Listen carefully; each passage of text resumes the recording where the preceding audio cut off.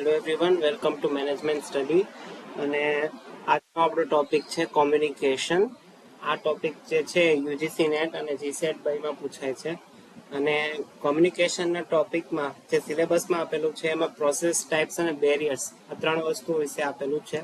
Not only in paper 2 પણ paper 1માં પણ આ ટોપિક ઇમ્પોર્ટન્ટ છે. એટલે આ ટોપિક ઉપર ધ્યાન આપવું જેથી કરીને તમારા માર્ક્સ વધે.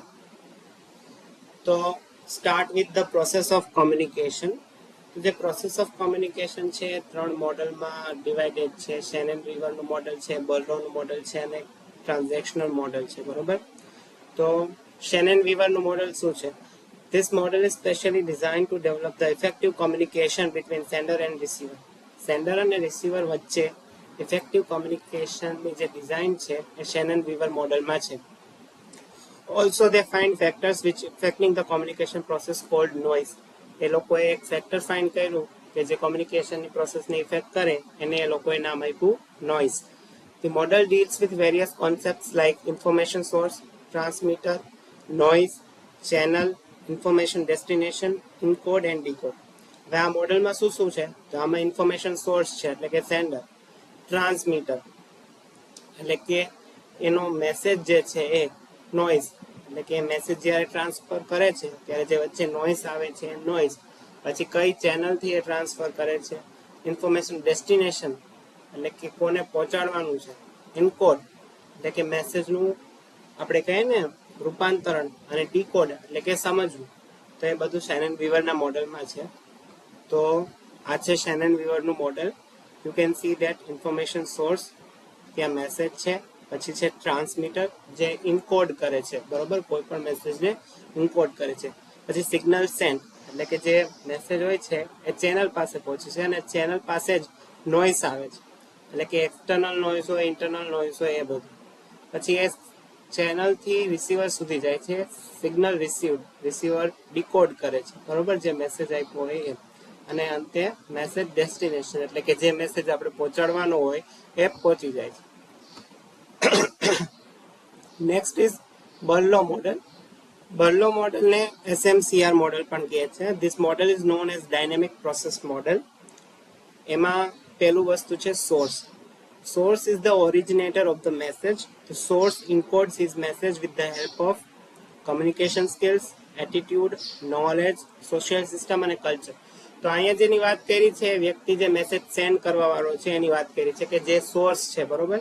હવે એ સોર્સ છે એનો મેસેજ ઇનકોડ કઈ રીતે કરે છે, કેની મદદથી કરે છે? તો કે એની પાસે જે કોમ્યુનિકેશન સ્કિલ્સ છે, એનું એટીટ્યુડ કેવું છે, એનું નોલેજ કેવું છે, એ કઈ સોસાયટીમાં રહે છે અને કલ્ચર કેવું છે, એના ઉપર ડિપેન્ડ કરે છે કે સોર્સ મેસેજને કઈ રીતે ઇન્કોડ કરે છે, બરોબર. બીજું છે message. When an individual converts his thoughts into words, a message is created. It contains contents, elements, treatment, structure and code. હવે જે સોર્સ છે એટલે કે જે વ્યક્તિ છે એને પોતાના બેકગ્રાઉન્ડ પ્રમાણે મેસેજ તૈયાર કર્યો. હવે મેસેજ શું કન્વે કરે છે? Contents, elements, treatment, structure and code. બધા જે છે એ મેસેજના એલિમેન્ટ્સ છે કે મેસેજનું સ્ટ્રક્ચર કેવું છે, કેવી રીતે એને ઇન્કોડ કરેલો છે, એમાં કન્ટેન્ટ શું છે, એના કયા કયા એલિમેન્ટ છે, બરોબર. પછી આવે છે third, channel. It actually refers to the medium how the information flow from the sender to the receiver. It is nothing but the five senses.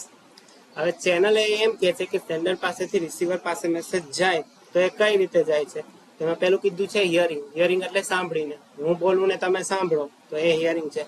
Seeing, તમે જે આ વિડીયો જોઈ રહ્યા છો એ તમે જોઈ રહ્યા છો, બરોબર, તો એ સીઈંગ થ્રુ તમે મેસેજ રિસીવ કરી રહ્યા છો. ટચિંગ, આપણે કોઈ પણ વસ્તુ વિશે માહિતી જોતી હોય અથવા તો આપણે સુપરમાર્કેટમાં જઈએ ત્યારે પ્રોડક્ટ જે ડિસ્પ્લેમાં હોય આપણે એને ટચ કરીએ, એનું પ્રોડક્ટ ડિસ્ક્રિપ્શન વાંચીએ ત્યારે આપણને જે કંપની મેસેજ આપે છે એ મળે છે, બરોબર. સ્મેલિંગ, ગમે એ વસ્તુને સૂંઘીને પણ આપણે મેસેજ રિસીવ કરીએ છીએ. અને ટેસ્ટિંગ, જનરલી આપણે કોઈ પણ રેસ્ટોરન્ટમાં ગયા હોય, બરોબર, આપણને એમ સાંભળવા મળ્યું હોય કે આ ડિશ બહુ સારી છે, પણ આપણે જ્યાં સુધી એ ટેસ્ટ ન કરીએ ત્યાં સુધી આપણને ખબર ન પડે કે એ કેવું છે.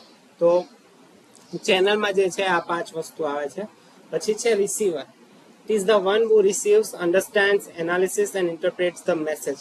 રિસીવર કોણ હોય છે? સામેવાળી વ્યક્તિ કે જેને આપણે મેસેજ પહોંચાડવો હોય છે અને જે રિસીવ કરે છે.